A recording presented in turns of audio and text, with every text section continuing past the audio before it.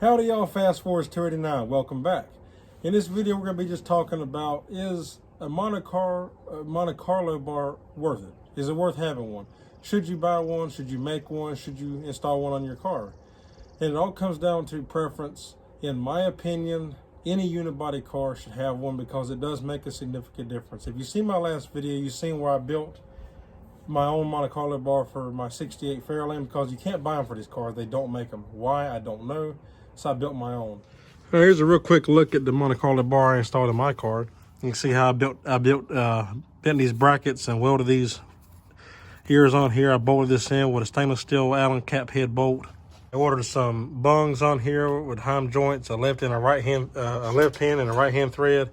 Welded these into this bar. It's a 1 inch outer diameter bar with a 3/4 inner diameter. I built these plates and bolts in with the top fender bolt, the fender apron bolt. You can see where I welded. The welds ain't the prettiest, but they hold. Welded there. It's got plenty of clearance above the distributor in front of the air cleaner. Same thing over here. And like I said, the way I designed this bar, I can twist this bar, and with the left and right hand threads, it'll push out or pull in the bar, so I can turn this. It'll push out on the shock towers and create a nice preload to stiffen it up, which makes for a great install. And I can tell you that it made a difference in handling. When I go around a curve, it feels more solid to the road now. The steering feels more solid. It don't seem to, it didn't really jump around. I don't know how to, it just feels more solid to the road. Like the car is one with the road, like you're planted, like, you know, like you can take any curve you want to and it's gonna hold it. You know, it don't feel all loosey-goosey or nothing. It feels very solid. And just regular driving, you know, it did make a difference. It handles bumps better, turns better, curves better, just driving straight down the road. If you got a rough road and you're riding it, it handles that better because there's no flexing now. Especially if you can have one like I built where you can actually tighten it and put preload, pushing out on the shock towers. It does help quite a bit. So really, if you're building a concourse correct car, then no, I would probably say you don't need it because you're not going to drive it anyway. If you're building a concourse, numbers matching, car show, a car for show only, and you trailer it there, no, you don't need it. Unless you're building a Shelby, then yes, you need it because Shelby put it in all his cars. But anybody that just has a daily driver, a project car, a race car, when I'm doing here, this is kind of like a auto resto mod kind of thing I'm doing. I would say yes, absolutely, you need one. If you can get one, buy it. If you can't and you're able to fabricate one, fabricate your own. And if not, you can go to a fab shop. I'm sure that if you can find, I can't think of any in my area right offhand, but I'm sure if I wanted to, I could find a shop that if I took the car to them and told them what I wanted, they could probably build what I wanted or something close to it. So you could do that too if you don't have access to a welder, maybe you don't know how to weld, maybe you just don't feel comfortable in taking on the project yourself, it's fine. Not everybody can do it. And if you're one of them people that you're more or less like you like automotive stuff, you love cars, you love classics, but maybe you're not as mechanically inclined as far as like welding and fabricating, but you can buy things and bolt on your car, but you can't for one of these, then I would just take it to a shop and tell them what you want. And any mechanic that has any experience dealing with any kind of unibody car will know exactly what a Monte Carlo bar is. And they can fabricate you something that'll work. Find you a reputable shop that is, good. You don't want to just go to some jackleg in a back alley, but, they can probably build you one for a reasonable price. But yeah, I would definitely recommend it to any unibody car owner. It does make a significant difference. I've driven this car before, obviously, and after, and it does make a big difference. And I have one on my 68 Mustang too that I had. I ended up giving that back to my sister. But that car, I put a Monte Carlo bar in it, and it did help. As a matter of fact, when I was in a front-end collision with that car, someone put out in front of me, I think it helped save that car as far as keeping everything, together, so it didn't throw everything out of whack, really. But it did help, but that was more of just lay-in unit, and anything's better than nothing. But in my opinion, because I've driven that car, I've driven this car. Now, granted, this car is heavier, But since I was able to put preload on this, I feel this made this a stronger car. This is stronger than the one you would just like lay in place. You know, that's made to the right width. That will help, like I said, it would definitely help. But adding that little bit of preload, it really helps stiffen it up, the whole front end of these cars, of any unibody car. So yeah, I just want to touch on that a little bit. And you know, hope this helps. Maybe you're not sure if you should decide to buy one. Now, if you have a Mustang, you can get them all day long. You can get all kinds. You can get the straight bars, the curved bars. You can get them welded in place. You can get them with the heim joints like I got here. I've seen them all kinds of figurations, and the ones that are welded, they're actually not bad. If you just want to paint them one, I want to say they're like 30, 40 bucks, you know, for one. That ain't bad, you know, really. Even the chrome ones, I think, ain't no more than 50 right off the top of my head. Now, when you start getting into more of the engineering design bars, like this one, for instance, with the heim joints, I think they can run upwards of 150 bucks plus, you know.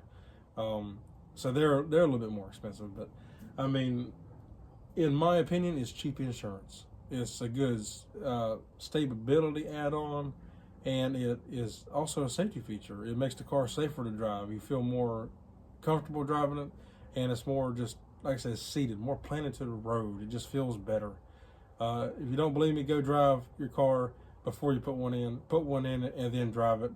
And it ain't a huge difference. You know, you're not going to get it like, you know, it ain't a huge difference. But if you know to look for it, the little things when you're driving that you used to notice that maybe didn't feel quite solid on some things, or it'll be gone, or it'll at least help, you know. It'll help with that.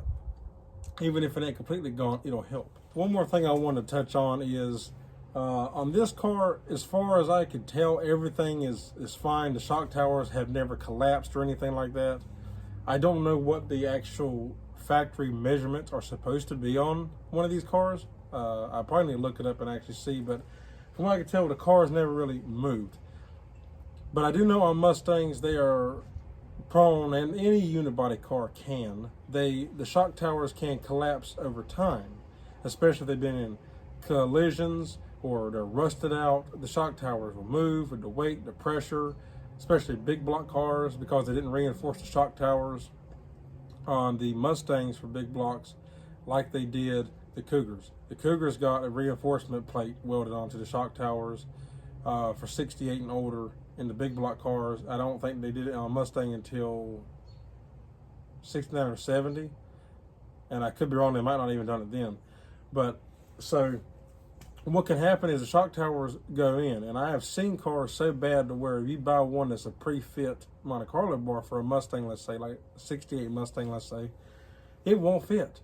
And people want to say, well, then you need to cut the bar and adjust the part to fit the car. You never, ever do that. Also, a Mustang can get an export brace. I recommend getting one of them if you have a Mustang. Never modify the part to fit the car. Modify the car to fit the part. The parts are correct, especially if you get one that's from a reputable place. The parts are correct. You know, they have the factory specs and what they're supposed to be. So if you get a Monte Carlo bar for a Mustang, let's say, and it don't fit, don't cut the bar and don't try to make the part fit the car. You want to get a porta power, find some way to separate these shock towers, push them back apart so the way where they're supposed to be, put the bar in, and then it will hold them in place. And that, if your shock towers are collapsed, more than likely you have probably had problems with alignment. I guarantee you can take it to an alignment shop, they probably told you, oh, we can't get it quite right because it's too far out, or, you know, or it don't drive right. You know, I guarantee you if your shock towers are in like that, you've had problems, you know, in the past, and that's why, because they've collapsed. Put that bar in and you will see a world of difference in handling and driving in that car.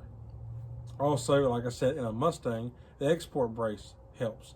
And that's because Mustangs have those bars that come from the cowl to the shock tower, and from the factory they were just a one piece. They were separated. They would be two bars bolted, and unless you had an exported car or a Shelby, that's what it came with. If you had a car that was going to be exported to Europe, let's say, or if it was a Shelby car from the factory, it would be a one-piece, thicker steel export brace that bolted in place. I've seen them not fit quite right. You get them bolted up to the cowl, and then the the bolts on the shock tower don't line up exactly right. Don't oblong the holes. Don't make the part fit the car. Make the car fit the part. Okay, and trust me, you know that's the way it's supposed to be. So also I want to touch on that before we end the video as well. So but yeah, hope this video helps y'all. If you like the video, give me a thumbs up. I'd appreciate it. If you haven't checked out my last video where I actually built and installed this bar, go check it out. It's under the title of Monte Carlo bar build and install in a 68-69 Ford Fairlane / Torino Fastback. Go check it out. I'm real pleased how this turned out. I'm no expert welder. I'm not an expert fabricator. I'm not an engineer, but I can weld, I can cut metal, and I can make something work. And I think this bar turned out exceptionally well, if I do say so myself. So yeah, but like I said, if you like the video, give me a thumbs up. If you're not subscribed, consider subscribing. I'd appreciate it. If you have any questions, comments, or concerns down below, leave them in the drop box, and I'll get back to you. And as always, I appreciate each and every one of y'all for watching, and I will see you on the next one. Take care.